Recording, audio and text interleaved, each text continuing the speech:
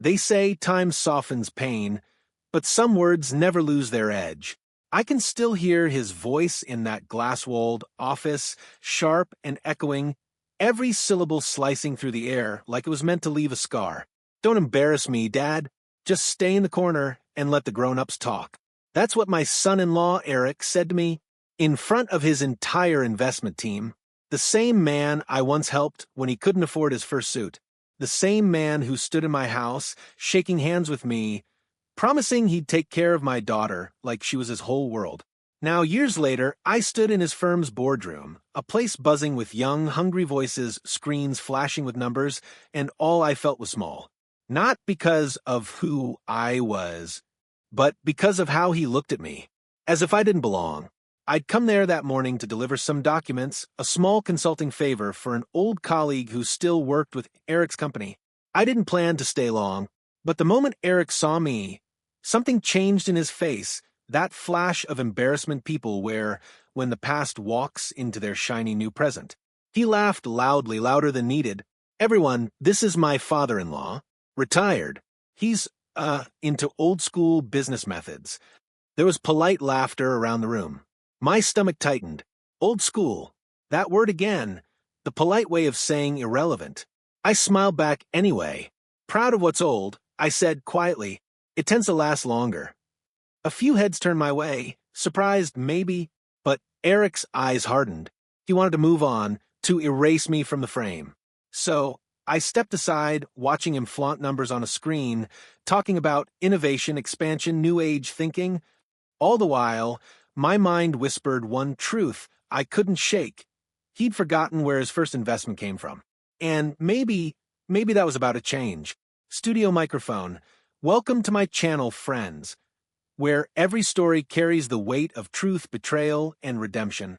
If you're new here, please don't forget to subscribe and hit the bell icon so you never miss the next story where justice quietly finds its way home. I left that office early, pretending I had another meeting. The truth was, I just couldn't stand the noise, the laughter, the arrogance, the way Eric's words kept bouncing in my chest long after I'd walked out the door. Outside, the city was drenched in sunlight. Everything looked polished, successful, but it felt like standing on glass, fragile, ready to break. I sat on a bench near the parking lot, watching cars pull in and out. All that rush of ambition moving past me like I'd already been forgotten by time itself. But what Eric didn't know, what no one there knew, was that the man he mocked had once owned more of that city than they could imagine. And the only reason I'd stopped wasn't because I'd failed, but because I'd promised my daughter I'd never let business destroy a family again. Now, watching Eric walk out of the building, shaking hands with his partners like some Wall Street king, I realized that promise had already been broken, just not by me. He spotted me by the bench, hesitated, and forced a smile. "You didn't have to stay, you know. Hope you didn't feel out of place." I nodded slowly. "Don't worry, son. I've felt out of place in better rooms than yours." He chuckled, awkwardly, not realizing the weight of what I said. Then he left, his phone ringing, his suit shining in the sun like armor. I sat there a while longer, the city humming around me. Somewhere deep inside, beneath the layers of disappointment, a quiet thought began to form. One that carried the cold calm of experience.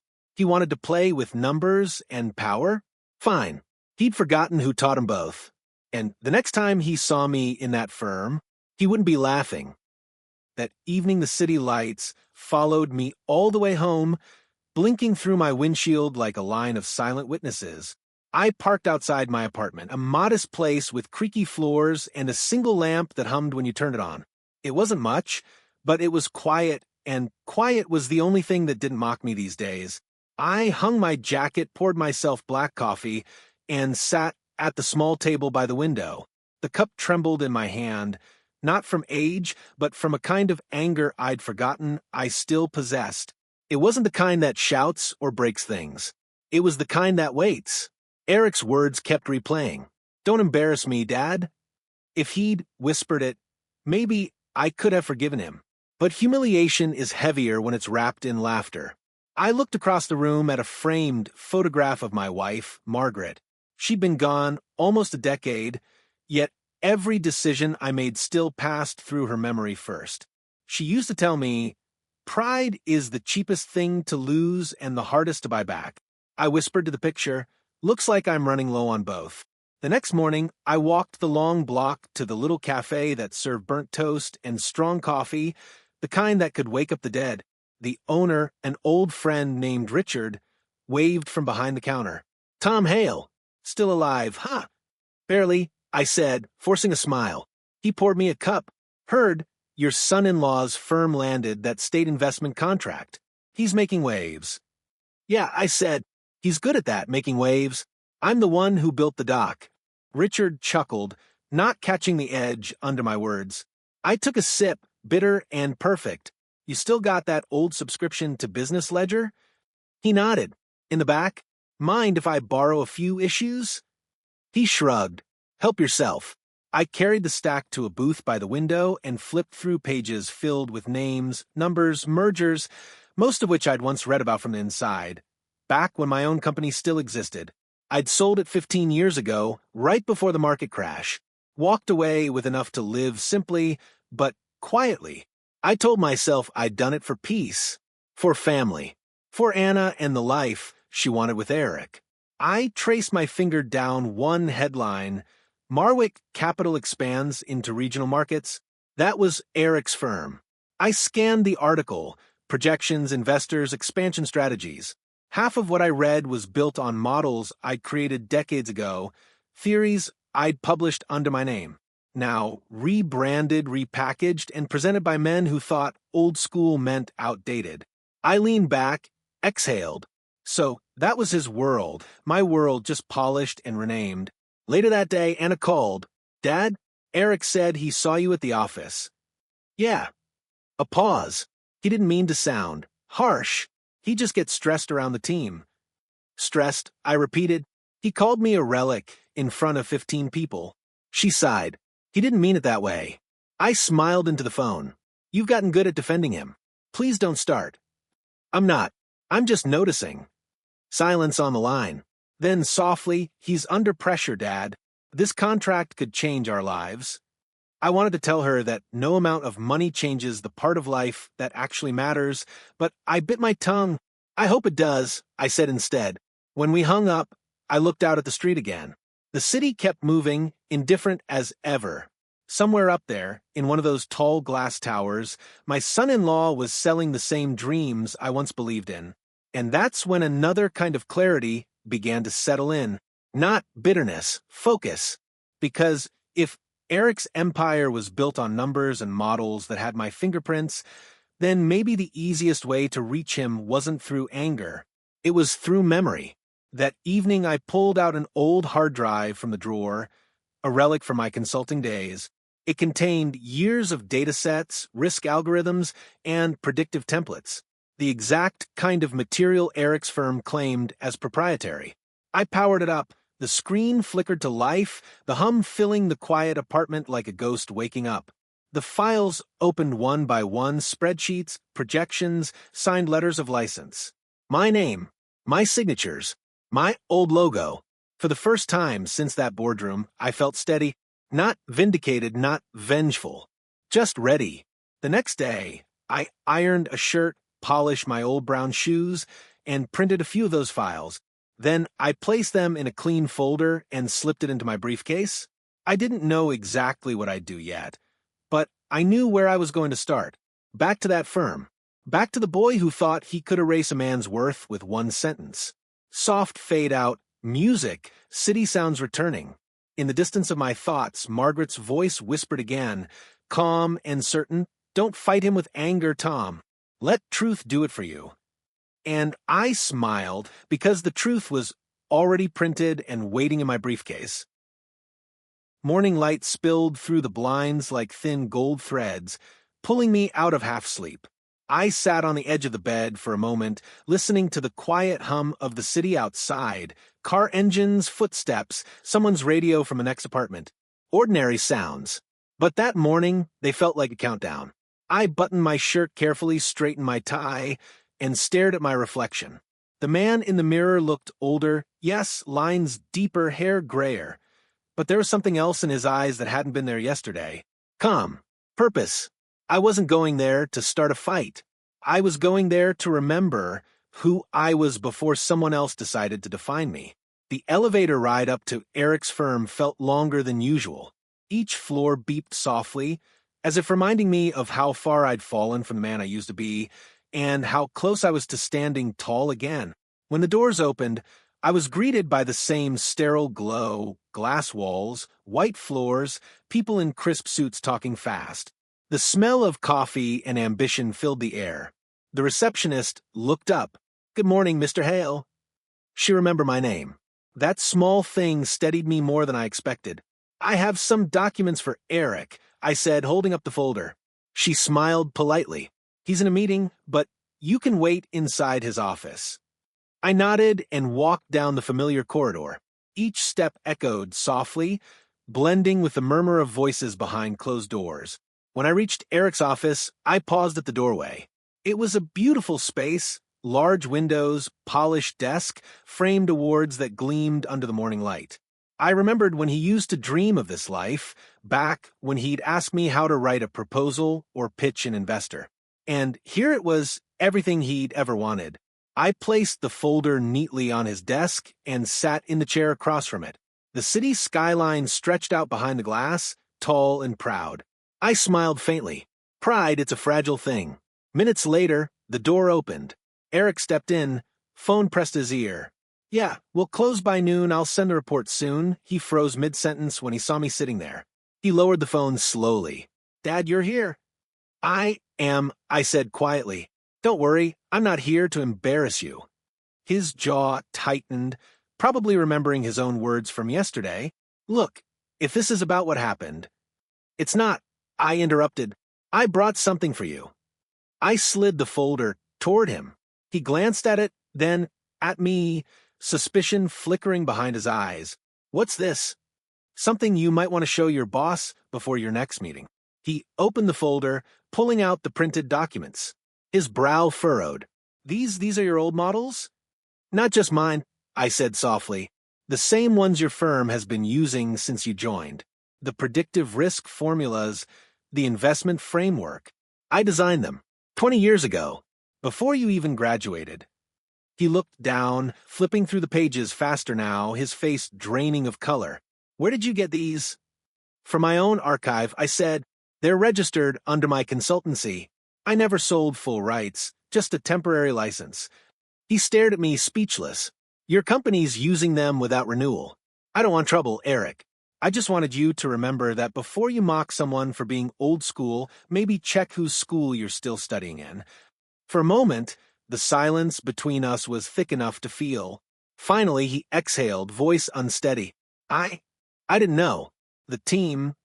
"You didn't ask," I said. The door opened suddenly and his boss, Mr. Donnelly, stepped in.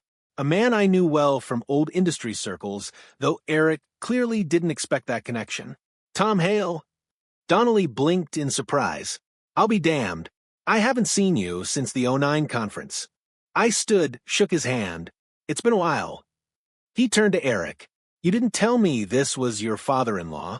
Tom here used to lecture half the market on risk models back in the day. Your entire framework is based on his early papers." Eric's face turned crimson. He mumbled something like, "I didn't realize." Donnelly laughed warmly, clapping my shoulder. "You should have told me, Tom. We would have brought you in as consultant months ago. I've got a dozen projects that could use your mind." Eric looked like he wanted to disappear. I almost felt sorry for him, almost. I smiled gently. "That's kind of you, but I'm retired. Just came to drop off a few reminders." "Still," Donnelly insisted, "you ever change your mind, my door's open." "Appreciate it," I said, shaking his hand again. As Donnelly left, I looked back at Eric, pale, silent, staring at the papers that had just rewritten his morning. I picked up my old briefcase, the same one he used to borrow for interviews. "You said not to embarrass you, remember?" I said softly. "I didn't. You did that yourself." And with that, I walked out, slow, steady, every step heavier than the one before, but lighter inside than I'd felt in years. Outside, The city wind carried the faint scent of rain. I looked up at the tall glass towers glinting in the sun and whispered to myself, some lessons don't need to be taught twice. The elevator doors closed behind me with a soft sigh. For the first time in weeks, that sound didn't feel like an ending, it felt like release. I stepped out into the lobby, briefcase in hand, heart steady. The receptionist gave a polite nod. She didn't know what had just happened upstairs. She only saw an older man walking out calmly, not realizing that something heavy had finally shifted back into place. Outside, the sunlight was brighter than before. The glass facade of the building shimmered, like it was pretending to be strong. I stood there for a long moment, watching people hurry past with their phones, coffee cups, and unfinished dreams. Nobody saw the man who had just reclaimed a part of himself that money can't buy. I walked to the cafe across the street, the same one Eric's staff used to visit for expensive lattes. The bell over the door chimed softly. The young barista looked up and smiled. "Morning, sir. What can I get for you?" "Black coffee. Nothing fancy." She nodded. I sat near the window, the same window that faced the firm. From here, I could see the top floors glittering in the sun. Somewhere up there, Eric was probably pacing, trying to explain what just happened. Maybe he was realizing how small arrogance looks in daylight. I took a slow sip of coffee and let the bitterness rest on my tongue. It tasted like memory. As I sat there, my phone buzzed. "Anna, Dad, are you okay? Eric just called." "What happened?" I stared at the message for a long time. Then I typed slowly. "Nothing happened, sweetheart. I just reminded him who taught him the math he makes a living from." A minute later, she called. Her voice was tight, unsure. "Dad, please tell me you didn't embarrass him in front of his boss." I smiled faintly. "He did that himself. Eric said you threatened him with legal papers." "I didn't threaten anyone. I just showed him the truth. It's not a threat if it's a fact." Silence stretched on the line. I could almost hear her breathing, the sound of guilt twisting around love. "You shouldn't have done that," she whispered. "He feels terrible." "Good," I said gently. "Maybe that means he still feels something." "Dad, you don't understand the pressure he's under." "I understand more than you think, Anna. I was under that same pressure before you were born. The difference is, I never forgot who helped me carry it." Another pause. Then, softer, he said, "Mr. Donnelly offered you a consulting role." "He did. Are you going to take it?" I looked out the window. A group of young analysts hurried past, their laughter echoing faintly through the glass. "I haven't decided. I didn't come there for a job. I came to remember my worth." She didn't reply. When she finally spoke, her voice cracked. "I'm sorry, Dad." That was all she said before the line went silent. But those 3 words were enough to melt something inside me that had been frozen for years. That evening, I walked home slowly, the city starting to glow orange with sunset. I stopped at a small park halfway there, the same park where I used to bring Anna when she was little. The benches were new, but the big oak tree near the pond still stood, tall and steady. I sat under it, watching the reflection of the sky ripple in the water. I thought about Eric, not with anger anymore, but with a kind of weary understanding. Pride can build walls taller than any office tower, but guilt has a way of cracking them from the inside. As the streetlights flickered on, my phone buzzed again. This time it was an email from Mr. Donnelly. "Tom, it was a pleasure seeing you today. If you ever decide to share some of your insights with our younger team, I'd be honored to have you on board. Your experience is exactly what this new generation needs." I read it twice, then leaned back and laughed quietly to myself. Life had a sense of humor, after all. I didn't reply right away. Some victories don't need applause, they just need peace. Later that night, when I got home, I took out the old photo album again. Margaret's smile stared back at me, timeless and patient. I poured a small glass of whiskey, raised it toward the picture, and whispered, "You were right, love. Pride is expensive, but truth is priceless." The wind outside shifted, brushing softly against the window, like she was answering back. For the first time in years, I slept deeply. Morning sunlight crept across my table, turning the old wood gold. For a few seconds, I just watched the light move, slow and patient, like time giving me permission to start again. The smell of coffee filled the room, steady and grounding. I sat with my cup, the laptop open to Mr. Donnelly's email still glowing on the screen. His words were polite, professional, but there was warmth between the lines, the kind you don't fake in business. I read it one more time, then closed the lid. I didn't need a job. What I needed was what that letter quietly gave back, respect. The phone rang. It was a number I didn't recognize. "Mr. Hale," a voice said. "This is Elaine from Donnelly and Company. Mr. Donnelly asked me to confirm if you'll be joining our advisory board this quarter." I chuckled softly. "Tell him I'll think about it. I'm retired, remember?" She laughed. "He said you'd say that. He also said to remind you that retirement's just a myth for people who still have ideas." When I hung up, I found myself smiling. Margaret would have loved that line. By noon, I decided to walk downtown. The air had that crisp smell of early fall, half warmth, half wind. Street vendors were setting up carts, kids hurried by with backpacks. Life looked younger than me, but not distant anymore. I stopped at the corner near the firm's building. Through the glass facade, I could see Eric at his desk, head bent, shoulders tight. For a moment, I wondered what was running through his mind: guilt, anger, confusion, maybe all three. Then I saw Anna step out of the elevator. She looked tired, the kind of tired that sits behind the eyes. She hesitated before walking into his office. I turned away. Some moments aren't meant to be spied on. Instead, I went into the bookstore across the street.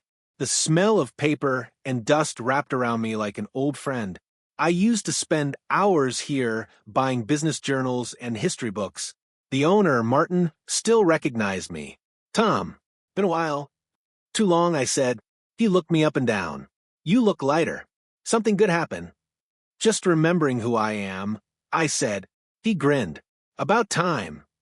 I bought a notebook and a pen, small things, but somehow they felt like tools for rebuilding. That evening, Anna came to my apartment. No call first, just a soft knock on the door. When I opened it, she stood there in a gray coat, eyes red from crying. "Can I come in?" "Of course." She sat at the table, hands wrapped around the mug I handed her. She didn't drink. She just stared at the steam curling upward. "Eric told me everything," she said quietly. "He said you could have ruined him today, but you didn't." I leaned back. "I wasn't trying to ruin him, Anna. I was trying to remind him." Tears slipped down her face. He was ashamed. I've never seen him like that. "Good. Shame's just truth knocking on the door." She let out a shaky laugh. "You sound like Mom." That made me smile. She'd probably tell me I'm being dramatic. We sat in silence for a while. Outside, the city buzzed softly, the rhythm of people moving forward. Then she whispered, "Dad, he wants to apologize. He's scared to call." "He doesn't need to be scared," I said. "Just honest." "I think he realizes what he did. Donnelly told him today that the firm's foundation was your work. Said he should learn more from you than any book." I exhaled slowly. Maybe now he will. She reached across the table and held my hand. "I'm sorry it took this for me to see how much you've done for us." Her fingers were warm and trembling. For a long moment, neither of us spoke. "Anna," I said gently, "you don't owe me an apology. Life teaches everyone in its own time. You learned yours today. That's enough." She smiled through tears. "You really aren't angry, are you?" I was. "But anger's like holding glass. You only bleed yourself." She nodded, wiping her eyes. "Eric said, Donnelly wants to offer you a permanent position." I heard. "Will you take it?" I looked at the notebook, lying on the counter. "Maybe. Or maybe I'll write a book instead. Lessons they don't teach in boardrooms." She laughed, a real laugh this time, and for the first time in months the distance between us felt small again. When she left, she hugged me long and tight, the way she used to when she was little. And in that moment, I realized something. Forgiveness doesn't need an announcement. It just happens quietly like dawn. Later, as I sat by the window watching the city lights blur into stars, I opened the notebook and wrote the first line. "Respect doesn't retire. I underlined it once, then closed the book. Tomorrow, maybe I'd call Donnelly back. Or maybe I'd just take another walk under the fall sky. Either way, I knew one thing for sure. I wasn't anyone's embarrassment anymore. The next few days moved quietly. No phone calls, no meetings, just space. Sometimes silence is the only thing strong enough to rebuild what words have broken. I spent my mornings walking by the river. The air smelled of wet leaves and steel from the old railway bridge that cut across the skyline. Every morning's sunlight spilled through its beams like gold on rust, and I thought, that's what forgiveness looks like. One afternoon, as I sat on the bench feeding crumbs to pigeons, a black sedan slowed beside the curb. The window rolled down, and there he was, Eric. He didn't get out at first, just sat there, gripping the steering wheel like a man who'd rehearsed too many speeches and thrown them all away. Finally, he opened the door and walked over. "Mind if I sit?" I nodded. He sat, keeping a polite distance, the kind men use when they're afraid of their own guilt. "I've been trying to call," he said. Didn't know what to say. "You just started," I said quietly. He let out a long breath. "I messed up, Tom. I said things I can't take back. In that office, I wanted to look strong in front of them. I thought showing respect would make me look small. I watched the river flow under the bridge, slow and steady. Funny thing about respect," I said, "the more you give it away, the more you seem to have." He smiled faintly, eyes wet. "You could have destroyed me that day. I didn't need to." I answered, "You were already doing that yourself." He nodded, swallowed hard. "I told Anna I wanted to meet you face to face, to say thank you and I'm sorry." Those words came out raw, unpolished, the kind you know are real because they hurt on the way out. "I don't need thanks," I said, "just growth." He looked down at his hands. "Mr. Donnelly wants you to come in next week. He wants you to train our senior analysts, says no one understands risk management the way you do." I chuckled softly. I guess the old school's still open. He laughed, a quiet, awkward sound that cracked into relief. For the first time, I saw the boy my daughter had once fallen for, ambitious, flawed, but capable of learning. We sat there a while longer, not talking. The river did the talking for us, whispering about time, mistakes, and second chances. Before he left, Eric stood and said, "I'd like you to come to dinner Friday. Just family. No suits, no office talk." I nodded. "I'll bring dessert. Your favorite's still apple pie, right?" He smiled. "Still is." When he drove away, I stayed on the bench until sunset. The bridge turned copper in the fading light, and I thought about how strange it is the same metal that once divides two sides can also hold them together. Friday night came gentle and warm. Anna opened the door before I could knock. "Dad," she said, eyes shining, "we're glad you came." The table was small, the food simple, roasted chicken, mashed potatoes, candles flickering between us. Eric poured me water, not wine, maybe his quiet way of showing respect. We talked about ordinary things, the neighbor's noisy dog, the weather, a movie Anna wanted to see. Nothing heavy, but underneath the air felt new. Lighter. Halfway through dinner, Eric looked up. "Mr. Donnelly told me he wants to name one of the firm's mentorship programs after you." I nearly laughed. "Tell him to call it the Old School Fund. Might scare a few people into listening." Everyone chuckled, even Anna. For the first time, laughter didn't sting. After dinner, Eric walked me to the door. "Thank you for giving me another chance," he said. "Just don't waste it," I replied. "Life doesn't keep offering makeups." He nodded. "I won't." Outside, the night was calm. Streetlights shimmered off wet pavement. I took a deep breath and felt the kind of peace that doesn't need witnesses. As I walked home, Margaret's voice echoed softly in my head again. "You did right, Tom. You fixed something without breaking anything." And for the first time in a long while, I whispered back, "Maybe that's what real strength looks like." The elevator chimed softly as it reached the top floor. It had been 2 weeks since that dinner, 2 quiet weeks of peace that felt almost unreal. Now, I stood once again in the glass tower I'd once left behind, not as a visitor, not as an afterthought, but as someone finally seen for what he was. Eric met me in the lobby himself. No phone in his hand, no rushed tone, just a calm smile. "Morning, Tom," he said, and for the first time in a long while, it sounded like respect. He handed me a visitor badge. Old habit, maybe, but the word printed on it made me grin. Consultant. We walked together through the hallway. The younger analysts looked up from their screens, curious. Eric introduced me simply, "Everyone, this is Mr. Hale. He'll be guiding our new training program." No jokes, no hesitation. Just quiet acknowledgement.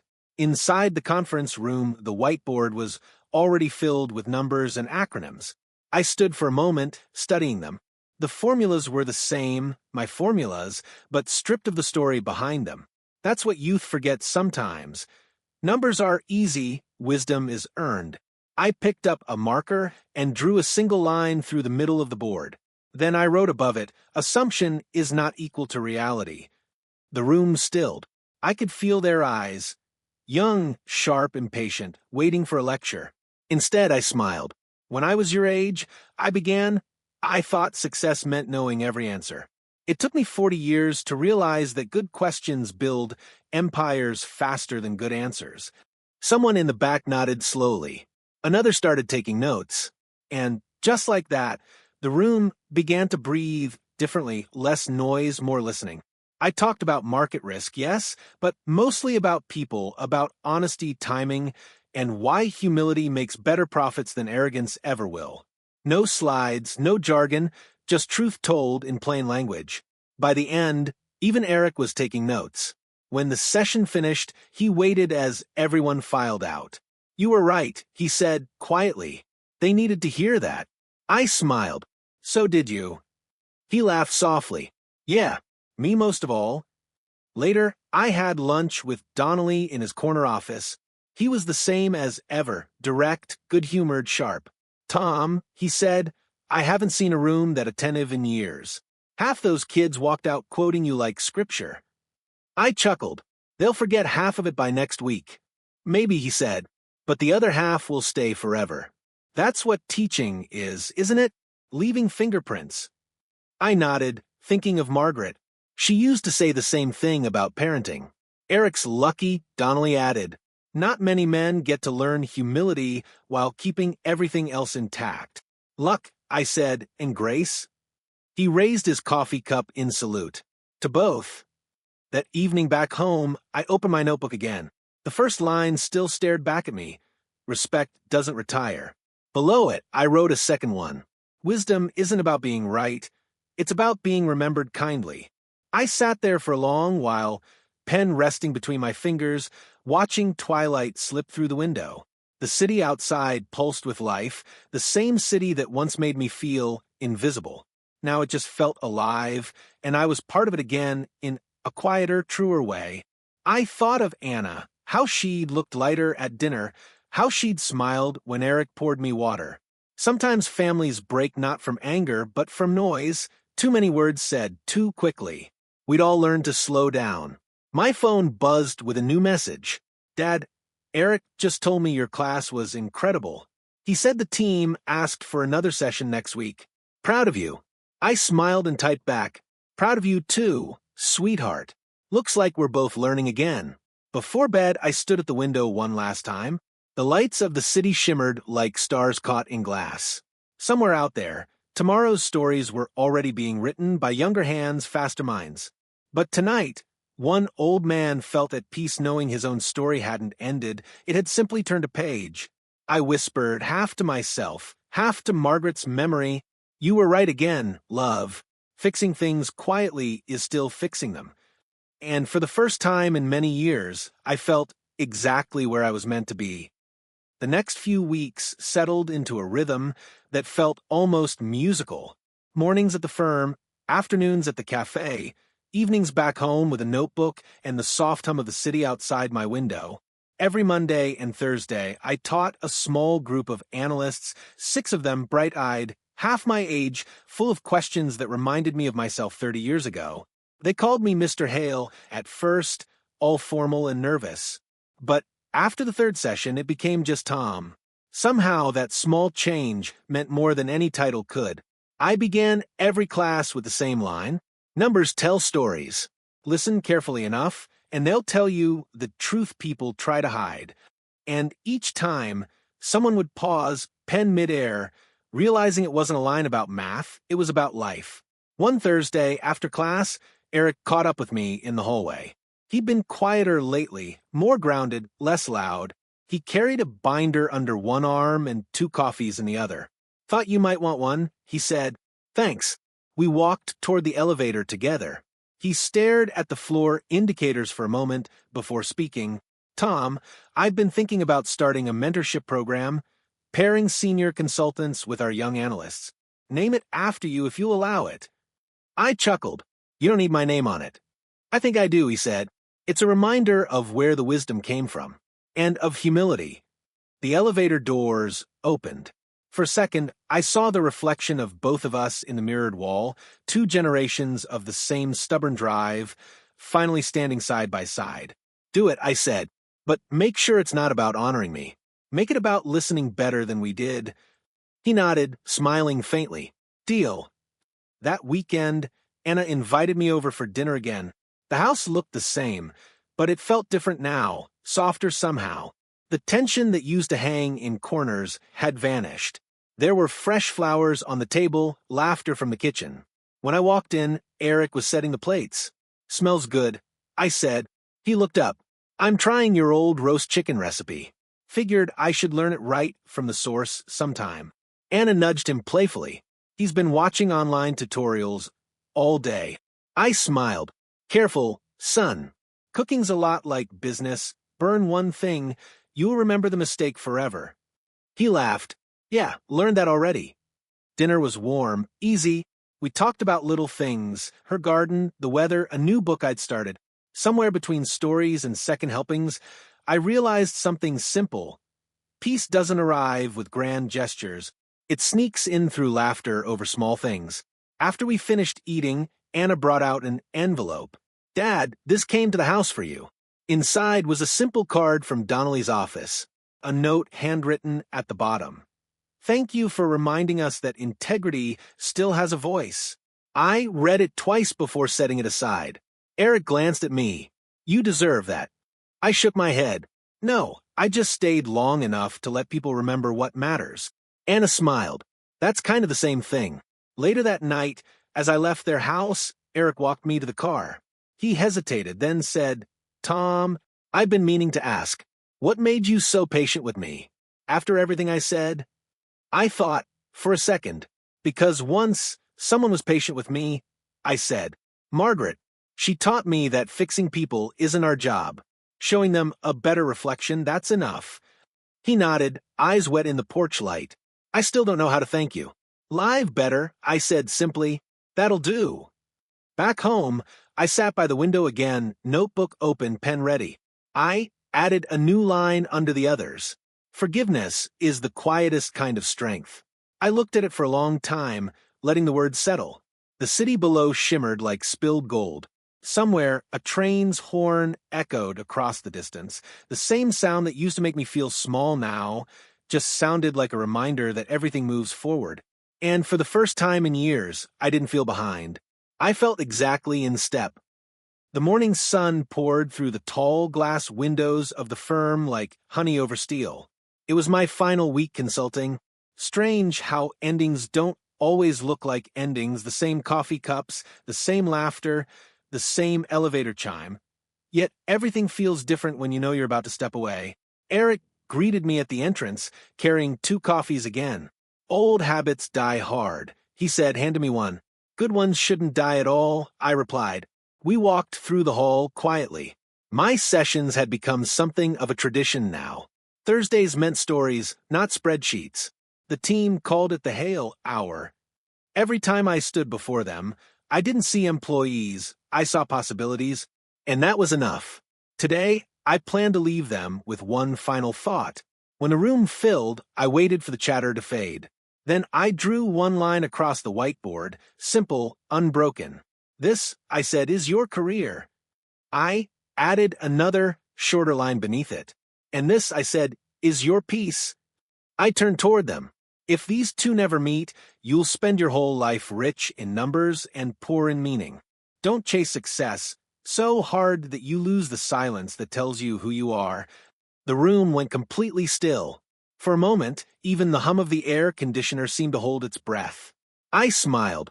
That's all I've got for you today. Then, softly from the back of the room, someone started clapping. A moment later, everyone joined in. It wasn't loud, it was grateful. The kind that carries weight instead of noise. When it ended, one of the younger analysts, a shy kid named Mason, approached me. "Mr. Hale," he said, "my dad used to say the same thing, but I never listened until now." I placed a hand on his shoulder. "You'll remember it when it matters most." After the session, Eric walked me to the rooftop balcony, the firm's quiet corner of sky. Below us, the city pulsed with life, car horns, footsteps, wind swirling between towers. He leaned against the railing. "I don't think I've ever seen the team this focused. You've changed the atmosphere here." "Atmospheres don't change," I said. "People do. The rest follows." He nodded, thoughtful. "Donnelly wants you to stay another quarter. Says you've got a gift for this." I smiled. "Tell Donnelly gifts aren't meant to be kept. I'll stay on the advisory list, but it's time you all stand on your own." He hesitated. "You'll still visit though, right?" "Of course," I said. "You still owe me another coffee." He laughed, the real kind this time, not the sharp one from months ago. For the first time since that painful boardroom day, I felt proud, not of the numbers, but of the man he was trying to become. That evening back home, I sat by the window one last time with my notebook. The city lights blinked below like heartbeats in the dark. I wrote slowly, letting each word find its place. Legacies aren't built in buildings. They live in people who remember what you taught them when you were gone. I closed the notebook and placed it on the shelf beside Margaret's photo. For a moment, I swore her smile had deepened in the fading light. "Not bad for an old school man, huh?" I whispered. The wind outside shifted gently as if answering, "You did good, Tom." A week later, I visited Anna and Eric again. This time, there was no talk of business, no apologies, no pride, just family. They'd framed a photograph from my last class, me at the whiteboard, smiling mid-sentence, sunlight cutting through the blinds behind me. Beneath it, in neat handwriting, were the words, "Respect doesn't retire." Anna said, "Eric thought we should hang it here. It reminds us both of everything we almost forgot." I nodded, heart full. Sometimes, the simplest things carry the most truth. After dinner, I stepped out onto their porch. The air smelled like rain and new beginnings.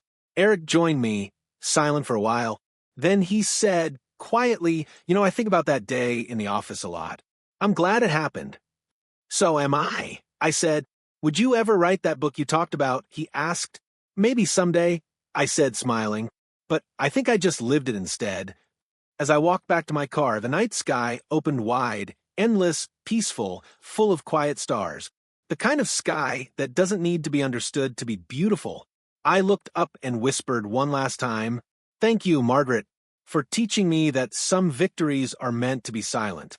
Then I started the engine, drove into the soft hum of the city, and let the lights fade behind me, not as an ending, but as proof that every story, if you wait long enough, finds its peace.